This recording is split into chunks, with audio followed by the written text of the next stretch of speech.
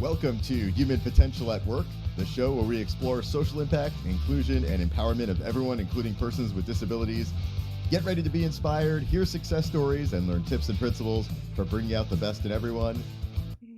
Hello, everyone. This is Debra, and you are watching or listening to Human Potential at Work.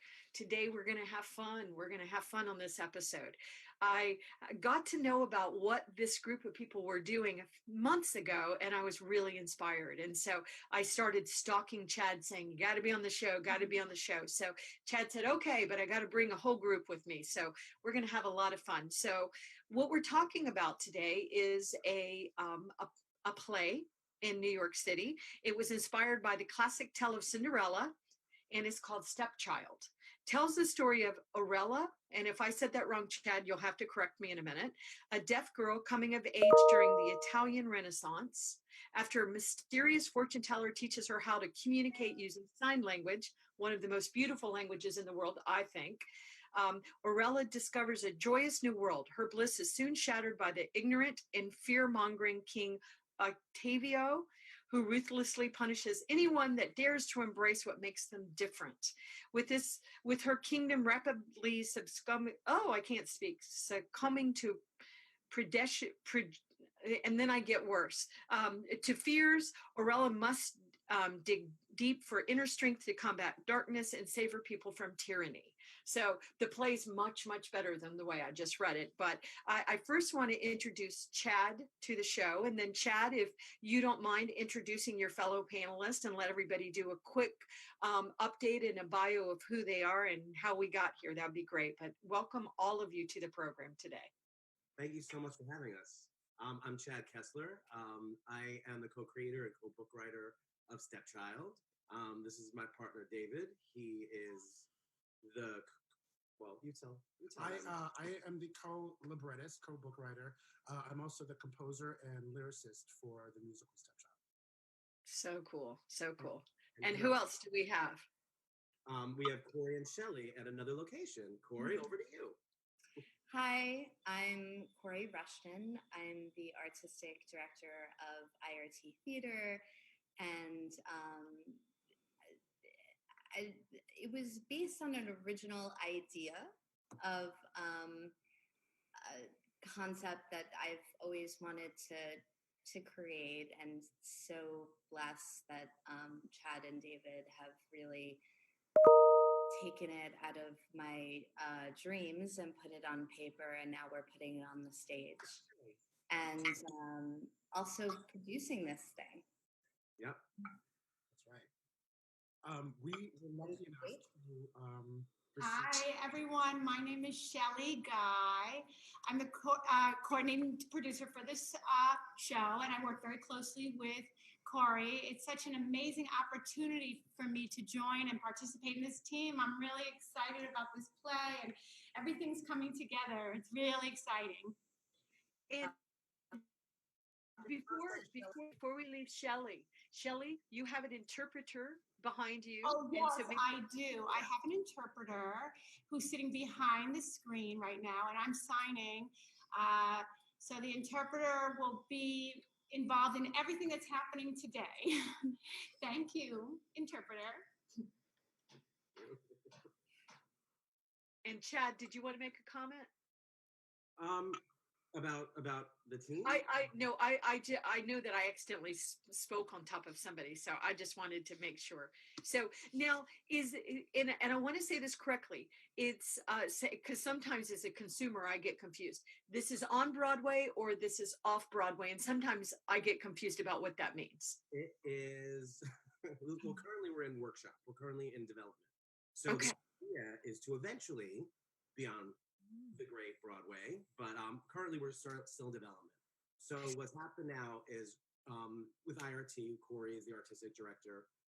It's a company I've worked with now for almost 10 years as well. IRT was the recipient of the inaugural DCA Create New York City Disability Go Forward grant. Kori, yes. Is that correct? Yes. Yes. And with that grant money, we were able to pull together this incredible team of deaf and hearing artists to present a workshop of this show, or to present a work in progress. for the show in this May and the beginning of June. So with this workshop, it's going to be really exciting. This will be the first time we actually see the play on its feet and on its hands. So we're super excited about that. Yeah, it happens to be very important to see this show in particular on its feet because ASL is a visual language. And so it's one thing to sort of submit your work and have people read it, but with this show, you really have to see it. So for us, having our goal be Broadway, we want to invite the producers and all kinds of people so that they can actually watch the show, because it's so important, as I said, because this is a visual language. Right. We're really lucky to receive that DCA grant because we are among the ranks of some really prestigious theater companies like Roundabout Theater, Playwrights Horizons, you know, and then us, IRT. So it was really, really a gift. And we're very lucky to be amongst those ranks of people. So I would just have to do a shout out to the audience and say, so this is something we want to help them birth and get to Broadway.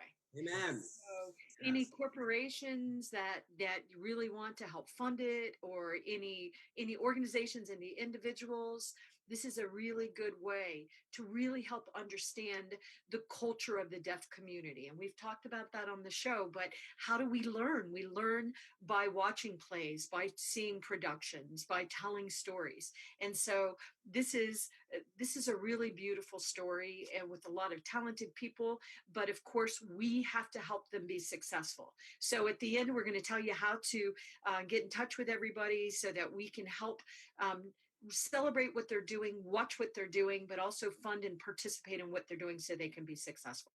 So I'll just do that shout out right now. So Chad and David, tell us the story of Stepchild. Okay. So as you mentioned before, it's inspired by Cinderella. And in Stepchild, it's a brand new musical. So just make sure that everyone knows this. David has written an amazing score that's going to be a classic, I guarantee you. I didn't write it, so I can brag about it, right? So it's about Orella, who's a young deaf woman coming of age during the Italian Renaissance. It takes place in the mythical island of Costa Bella, where sign language has been deemed the devil's handwork, along with the persecution of anyone who embraces anything that's different about themselves. So it's Orella's courage and fortitude that saves her kingdom from this evil and prejudice, and eventually she becomes a woman who she's destined to be.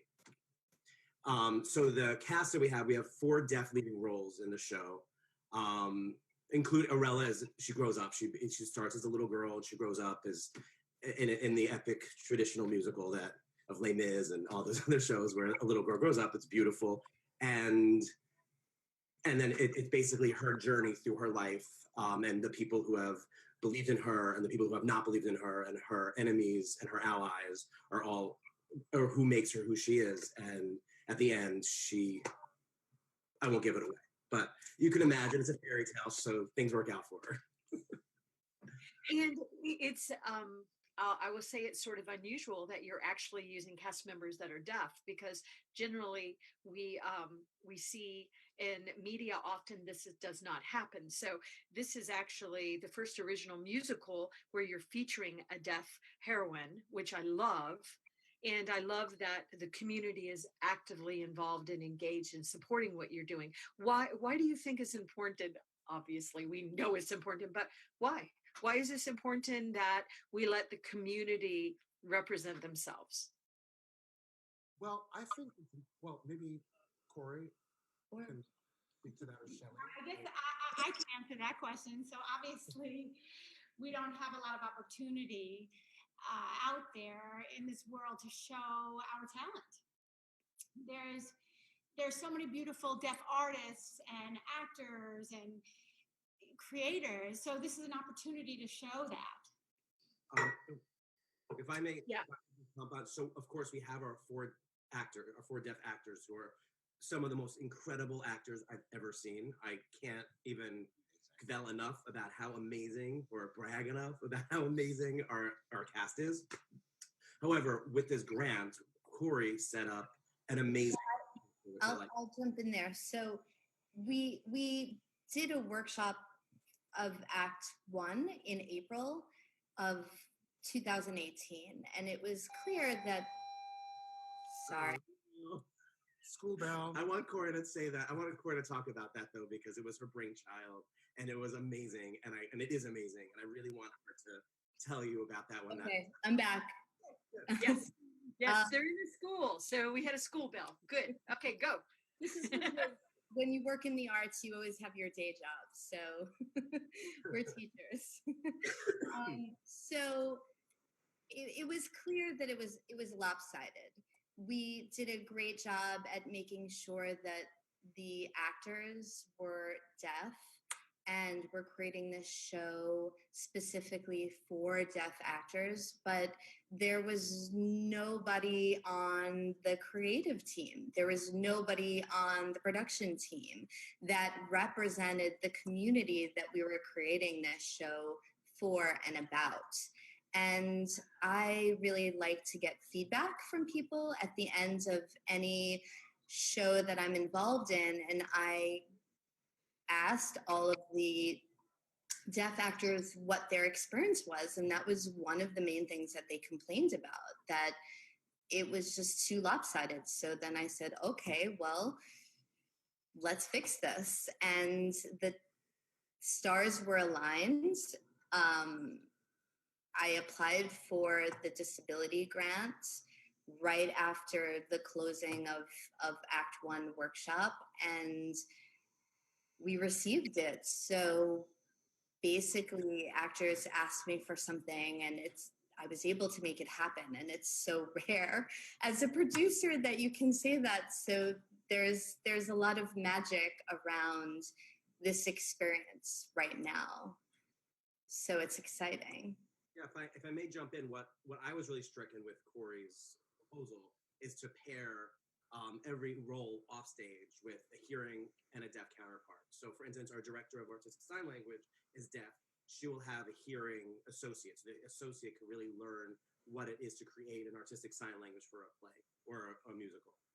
And then we have a deaf lighting designer, and she'll work with a hearing associate. So the hearing associate can really learn how to light hands. So a hearing director, we have a deaf associate director. So the community that we're building here is really important, and it's a wonderful learning experience for, I think, everybody, for both hearing and deaf communities to unify and come together to do this type of work. And Shelly and I would say, I mean, we have so many moments that we're learning from each other constantly in this Yes, process. definitely. We've also sorry, last bell. So, You're at school. We get it. That was the last one. Go to class. What's been special also is that not only are we working together in making this show happen, Shelly and I, but we're also having moments that she's become my tutor in sign language. And it's been this organic relationship of us sharing each other's worlds and each other's knowledge with each other. Yes, exactly. I mean, my experience with this, as Kori said, it's a very organic process. I found myself learning new things each time. And not only that, but I'm so inspired by the team. And that helps me to understand that we both can contribute to both worlds simultaneously. And we can improve both worlds. And I'm really excited about that. I agree. And you know, I think it's interesting what you just said about the both worlds. Do you mind elaborating on that? Because I know what you mean by that, but I elaborate on what you mean, because of course, when you speak a different language, like sign language, sometimes it does feel like you're in a different world. So I assumed that's what you meant, but do you mind exploring that a little bit more? Oh, yes, of course.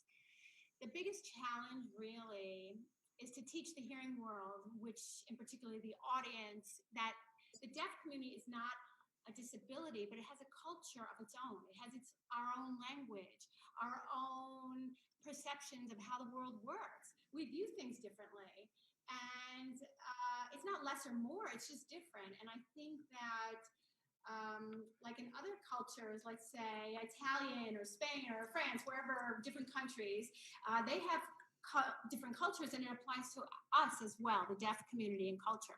So we're there to feed each other off of that and learn from each other and help bridge a gap that has been there for a long time, and to really work together. Yes, it seems like that gap has been there forever, and there's beauty in our artists coming together and breaking down those barriers, because I know very little sign language, and one of my last guests was actually teaching me sign language on air, and so I want to mentor too. So, but it's such a beautiful, expressive language, and and I always think it's interesting in a way that we say deaf people have disabilities, because is it a disability or is it actually just a different language? And so we talk a lot on the show about really tapping to each of our human potential. And Chad, I don't know if I heard you or David want to come in on this. So if you want to, come on in. Well, piggybacking off of what Shelly was saying, we're hoping that this show actually does perform an educational purpose for people that don't realize what the point that Shelly just made and the point that you just made, which is it's a different culture, a different language. The word disability really doesn't even actually apply. I mean, it sort of gets lumped in that group, Right. But these lovely, beautiful souls that I've met who are partaking in this are not in any way compromised in life. You know, these people are stronger, smarter, more talented than people realize. And I'm hoping that the show can open the doors for an audience who may not know that and may not understand that, to be exposed to that idea for the first time. I also think, what a time to be alive. You know, we're at the beginning of the 21st century.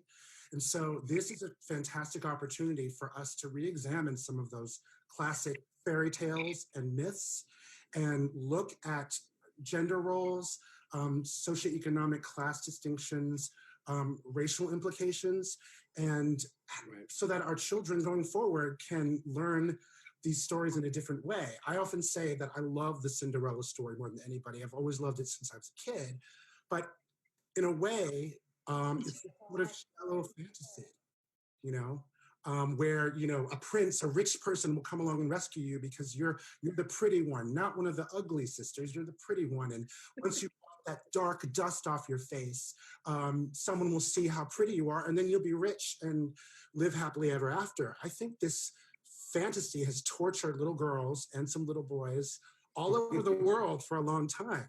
And so with Stepchild, we have the opportunity to say, wait a minute, what if she rescues the prince? What if she becomes queen because of her fortitude, her intellect, and her talent? And what if she's a deaf woman? Right, right.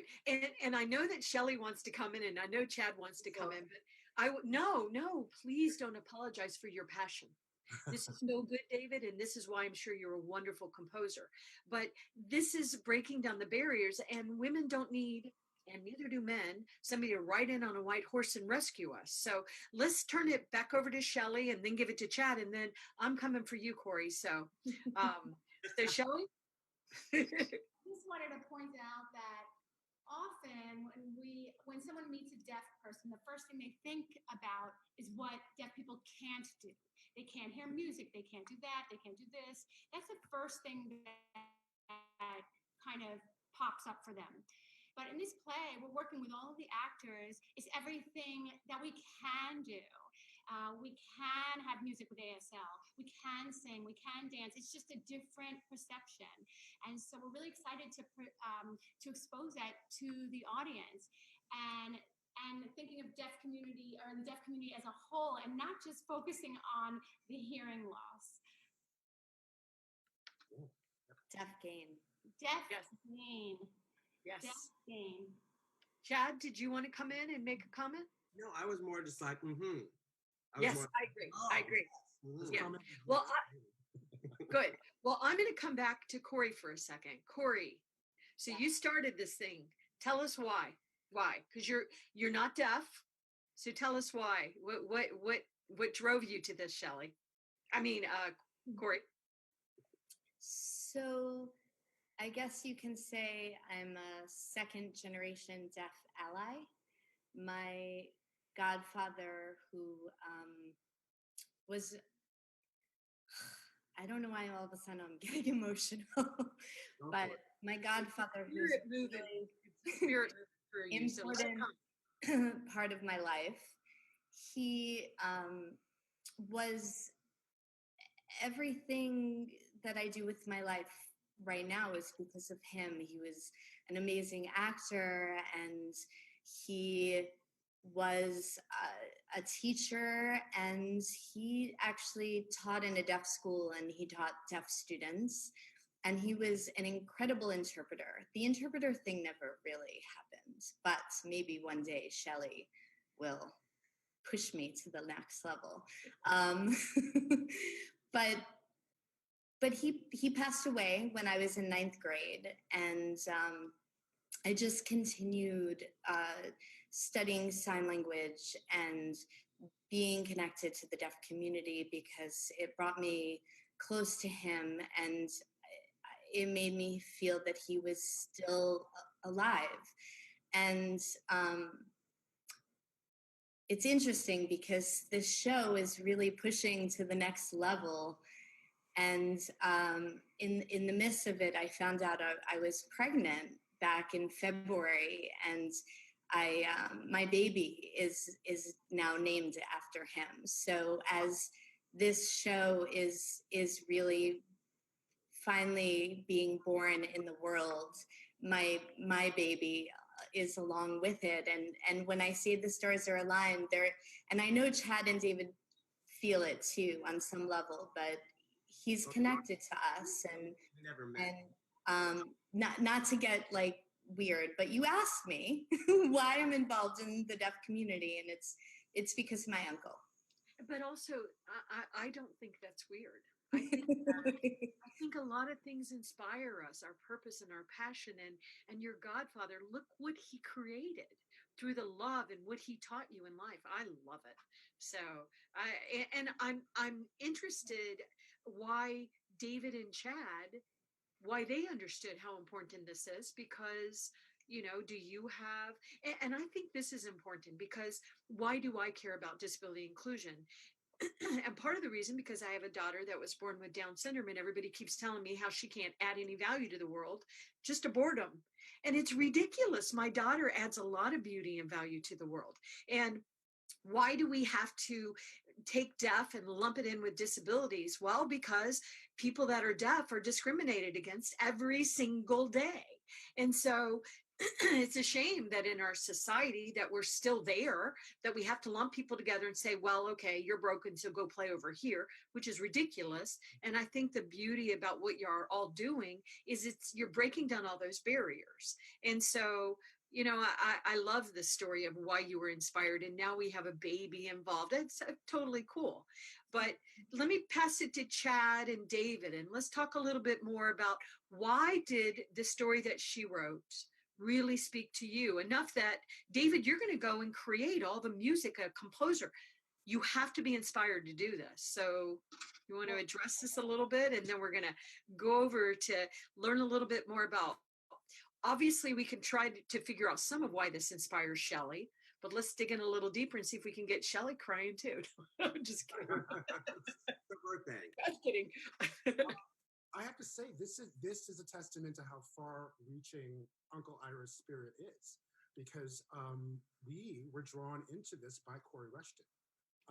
He inspired her, she inspired us. We wouldn't be doing this if it weren't for Kori Rushton. And it has been a really interesting, wild, beautiful journey to be involved in the deaf community and work with deaf talent. And there's a huge learning curve with so much of it for a hearing person. I'm still learning things every day, but it has been the most fantastic journey. And so, one person gets inspired by somebody else, and then they pull somebody else in. And that's why we're here. And then hopefully we can bring this to a large audience and inspire masses of people. And break down the barriers. Like Shelly was saying, the barriers that people that are deaf can't sing. and they can't hear music, and they can't be musicians, and they can't be artists. It's so ridiculous. And we've had a little bit of educating on this as society with, some shows we've had on television, but there's still so many barriers. And on my last a few episodes ago, I had John Rockford on, and we were talking about this from the employment perspective. Often people that are deaf or hard of hearing, they're not being employed, or they're underemployed because there's all this misinformation about who these people are, and they're ridiculous assumptions. If you hire a person that's deaf, you have to have 2 sign language interpreters walking around them every minute of the day. That's not true. And so breaking down the barriers through the arts, I think, is one of the most impactful things that we can do. So bravo to all of you for doing that. Mm-hmm. And Shelly, let's talk to you for a minute and talk about why is this inspiring you? Why is this important? What do you personally have to say, and what does your community have to say about all this talent and all of the synchronicity that's happening? Okay, when I was young, I was around 9 years old. I was in a mainstream school. I was the only deaf student amongst all hearing students. And I remember I was Snow White in a play, and I was the prince. I was the princess. And I wanted to figure out how the audience would understand me. So I came up with a solution. And the teacher, she was backstage, and she would talk on a microphone while I was signing. And I was doing all my hand movements as the princess. Oh, wow. It has such a profound impact on me for the rest of my life. And the reason being was because it taught me that you can always find a solution to anything if you believe in it enough. You can find a creative way and new tools. Obviously, the teacher was talking backstage. We didn't need an interpreter, or you can have an interpreter. And so now fast forward to today, when Kori offered me this role and this position, my light bulbs just went off. I was like so excited to be part of something huge and bigger than I could imagine. It's an opportunity I just couldn't miss because I can see the potential in this. Not only was maybe it'll be on Broadway, but also it was a platform to teach other people and other theaters how to be more inclusive with deaf and hard of hearing, and that we can include deaf talent. There's so much creative spirit out there, and there is a creative solution that started for me when I was 9, and I'm really motivated to be part of this whole process, and it's really, really an exciting time. Shelly, just before we leave you, that wasn't videotaped. I would love to see that Sleeping Beauty. Good job. Yeah, we all want to see it. Did anybody videotape it? Because how clever that is. I don't know. I have to ask. I do have a picture, though. I can take a picture. Share it. We'll put it out there. But if you have a link, we'd love to show my audience, this as well. So that's a wonderful story. No, I'll do that. Yeah. And also, Shelly, what's so important about that story is, once again, it shows how including people that are different in the workforce and in society drives innovation and creativity. It drives it. So, I mean, it's a wonderful story. So, Chad, yeah, go ahead. No, do you want to comment on that? Come on. Me? Yeah, the word disability, it's really focusing, you get rid of the dis and focus on the ability. Yes. If we want to thrive in society, everyone has to be included. We have to stop saying that certain people can't be included because they love the wrong person, they worship the wrong God, or don't at all. They whatever. It's so ridiculous. Let's tap into who we are and what our purpose driven. I mean, once again, Kori, you were telling that story so beautifully. Now, let me ask Chad and David a question about the years of developing an IRT LARC. And I'm reading from my notes, Rough Draft Festival and Wallace. Tell us more about, because I assume you don't just write the play, create the music, put the play on, and then we're done. There seems to be a whole bunch going on in the background. So tell us more about some of that. Sure, this has been quite a labor of love. And yes. For all of us. We did our first reading of this project, this iteration of the piece in 2013 at IRT, which is great that we're now back to IRT after that will be in May of this year. And then we did a reading at the Lark Play Development Center, which is a very prestigious, wonderful play development center in Midtown Manhattan. Then we were invited to do the first draft, the draft of the first act at the Rough Draft Festival, which is a wonderful festival out of Long Island City at Long Island Queens LaGuardia Community College. Thanks. And then last year we workshopped a little bit of the show at the Wallace Center in Beverly Hills, where a few of our two Arellas, the little girl and the adult Arella, will perform numbers for a really hungry, awesome audience, like 200 people at a really swanky, amazing spot. Yeah, if I could just interject, we actually flew out to LA to premiere 2 songs from Stepchild with these fabulous actresses, Cataline Sacchetti Manganelli and Amelia Hensley. And what they were participating in is an ASL cabaret, which has been happening more frequently in New York and in LA, and it's gaining a lot of steam. And at these cabarets, you get to see deaf talent shine, and deaf people and hearing people working together to tell stories, to perform songs. And this is something I feel is, like I said, gaining a lot of steam recently, and it's really, really exciting.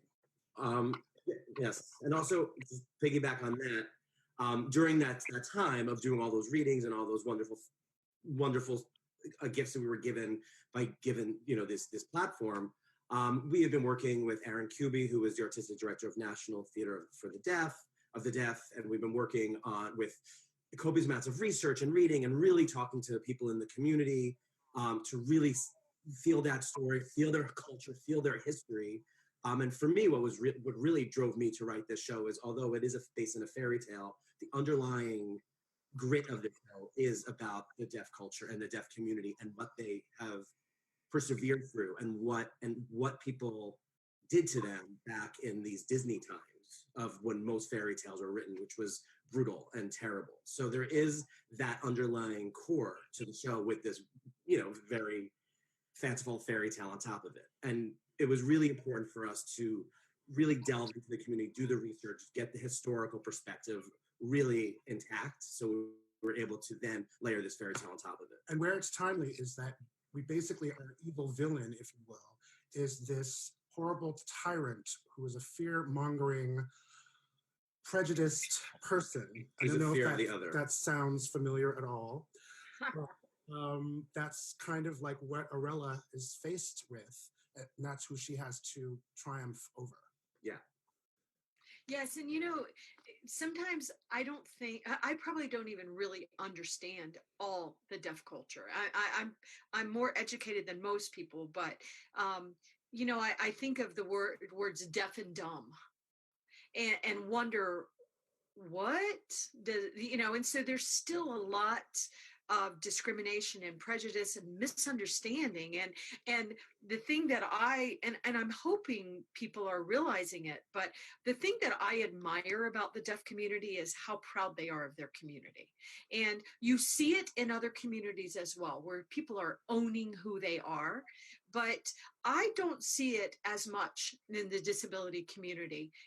I would say the deaf community does it the best. They are the most proud, and they are connected, and they are together, and they're working, and they seem to value. Now, Shelly could maybe address this a little bit more, but they seem to really value their allies. And often I'm starting to see, I'm excited about this, and I might pull Kori and Shelly into this, but I'm running a task force for the United States on women in tech, and to really help, get our arms around, okay, as women, speaking of communities, we've been held back. We lose $531 billion every single year to gender pay disparity because we're women.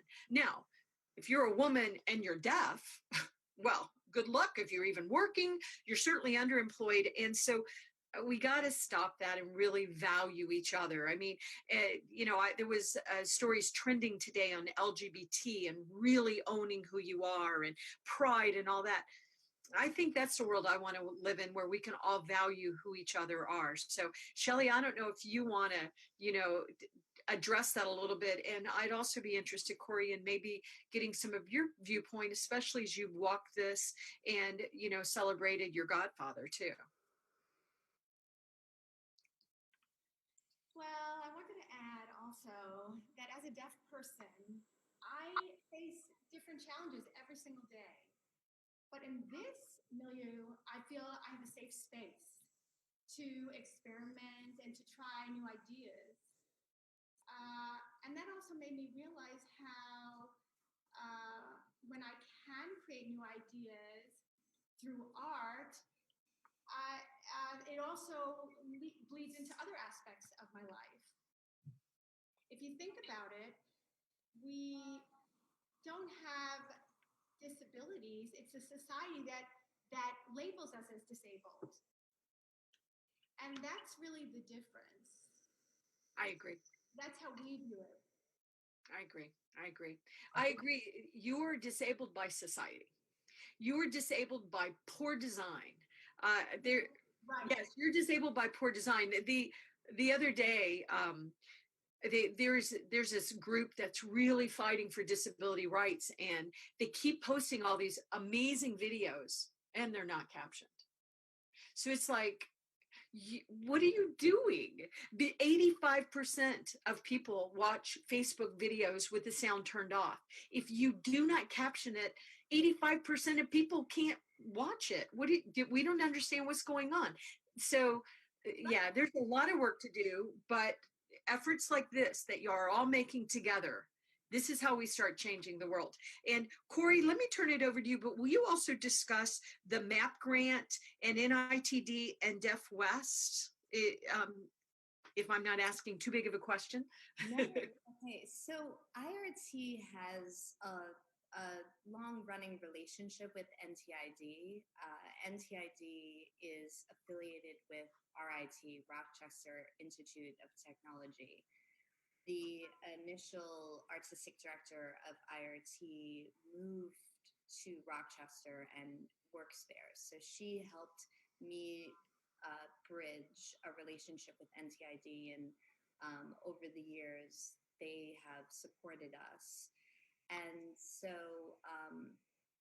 just thinking ahead of next steps for this project, we really need to get a commercial producer on board to help move the show. But also, I turned to DJ, who is the artistic director of Deaf West, because he is a company that I admire and look up to, because he has, or Deaf West has a history of being able to move shows to Broadway, none of which are newly written musicals. They're musicals that existed already, that they give opportunity to deaf artists. So I thought it would be a really great opportunity between IRT and Deaf West to work together in making this happen. And actually, when we went out to California, DJ was able to see the songs that we presented at the Wallace. And then we've been communicating since then, and I planted seeds of, all right, we'll join the team. And he's really on board and excited, and he's going to be flying out from California to see this workshop. And Aaron Kelstone, who is head of the theater department at NTID, is going to be coming down to New York to see it. And so I'm now partnered with the two organizations and applied for a MAP Funds grant. So we're hoping that we receive it. And we're also hoping to connect to other organizations that can help us move this show honestly through this show right now. So we're trying to pull our initial team of financiers together, and the timing is great because they can come, like David said, to IRT and see it and experience it. So the timing of us being with you right now is incredible. But what's special about NTID also is their theater is literally built to support deaf work. So the sound equipment, the lights, the all of the technology there is built in to the process. So the excitement of us then moving it and playing in that theater with our artists and team that we've put together makes sense to me. That's the next step, and then after that maybe we'll move it out to California and then move it to Broadway. Yeah. It's funny you should say NTID. John Macco was on my show a few weeks ago, and he was the one from NTID that was teaching me a couple of, I know how to do catch up now, so, so he was teaching me a couple, but I love what they're doing at NTID. So I love that they're supporting you. And all I can think is you're saying this, I want so much to be in the audience when y'all do this. I mean, what an amazing experience that would be. So I want to keep turning up the volume and keep telling what you're doing. Also, we got to get you guys on Access Chat talking about it, which is one of the world's largest tweet chats talking about disability inclusion and accessibility. So I'll talk to y'all off air about that. But John Macco, I don't know if y'all have met him. He's dealing with employment at NTID, but do go back and listen to that episode. He was wonderful. So, all right. So let me turn it, and I know we're out of time, but I have a feeling I could talk to you guys for hours. But Chad, I'm going to turn it back to you because you were the one. I even forget how we got connected, but you're the one that first told me about this. And I know before we end the show and you each tell us how we can find out who you are, how to follow you. Can we talk just a little bit, and maybe this, I don't know if this is Chad and or David, but attaching a commercial producer to it for the New York world premiere. I know you spoke about that a little bit, Kori, but Chad or David, do y'all want to expand on that a little bit? And then we'll talk about how people can find out more, see what's been done. Hopefully Shelly's going to find us that Sleeping Beauty video or at least a picture so that we can keep, talking about this really powerful group that you have here. We would just invite whoever who's out there to come see our workshop, see our work in progress presentation. It's May 29th through June 2nd in New York City. So please go to our website, irttheater.org. That's theater with an ER, not an RE. And see what we're all about. It's once again, as David and Kori both said, they're going to see it on its feet. They're going to see it on its hands. And we have a great little band. It's going to be a really, I think, awesome, positive experience. So they can come check that out. Ideally, the trajectory would be to, yes, have a commercial producer attached and then take it out of town to either a regional theater or, a theater out in California or whatnot. But one of the main LORT theaters would be a great spot for this to begin. I know there's a movement right now called the Jubilee Initiative, which is about finding work by and for people that are of varying abilities, LGBTQ, people of color, and that's something that theaters have really committed, and women, of course, and that is for the 2020-2021 season. So that would it's a really beautiful initiative, and we're really hoping that we can be included in that initiative as well.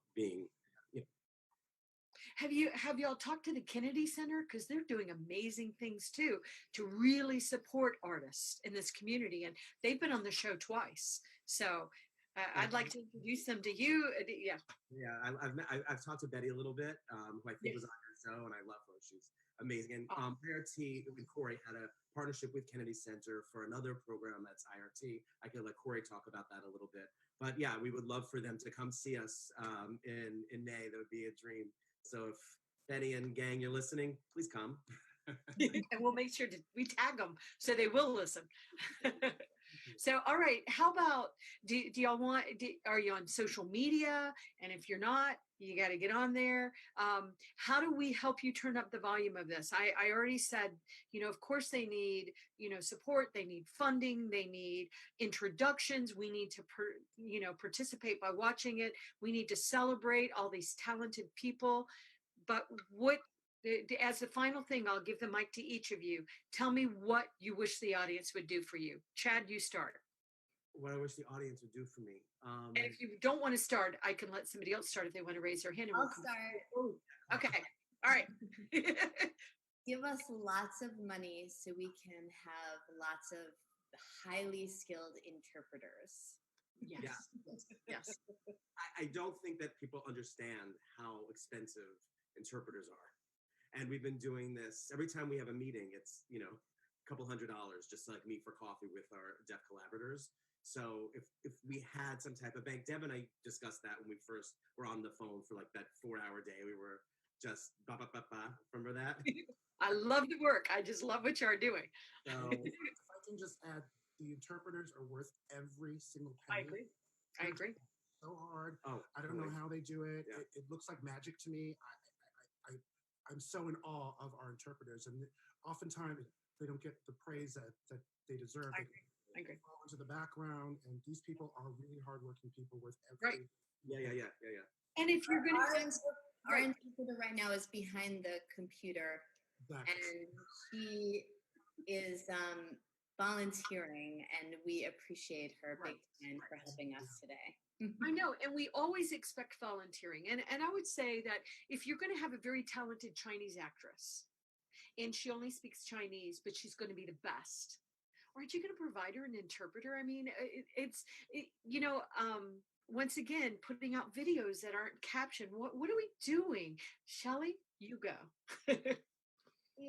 Interpreters are part of the magic that happens here. The interpreters really are they are the middleman. They are the liaison. Without the interpreter, we would not be able to create magic. So we really do need to have the best qualified interpreters. So the more money you can give, then you will help us be part of this amazing, amazing magic. But I would say they don't just need money. They do need money, but they need our support. They need us connecting them with people. If you have a theater and you're looking for a good show, I mean, there's so many things we all need to do to make this magic happen. But this is how we change culture.